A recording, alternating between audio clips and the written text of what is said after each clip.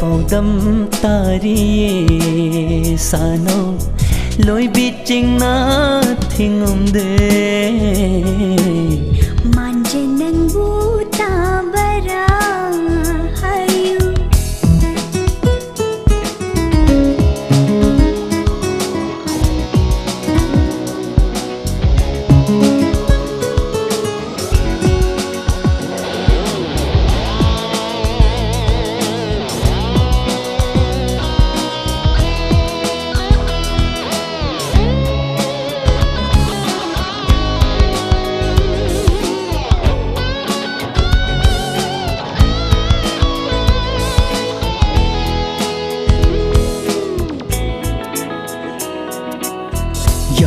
khonjel mami sham khavaso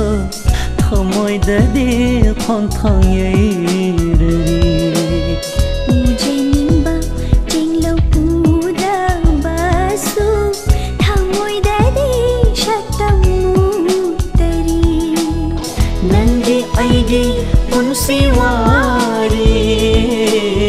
nangi aigi punsi wari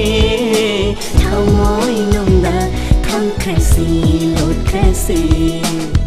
manje nangbu tabara hayu nuja thamoi paudam se manje nangbu tabara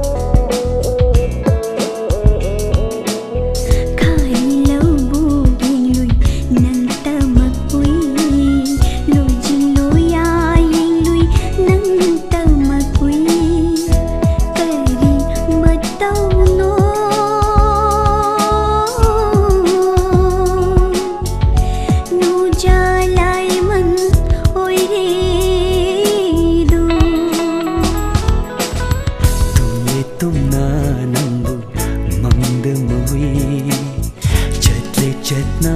nangbu mit mui unsilai pun oi minga si unsilai pun oi minga si washa pando lo nasi tum nasi manje nangbu tabara hayu nuja thamoi paudam se paudam tariye sana loi biching na thingum de manje nangbu tabara hayu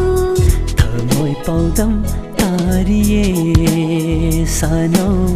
manje nangbu tabara hayu thamoi paudam tariye sana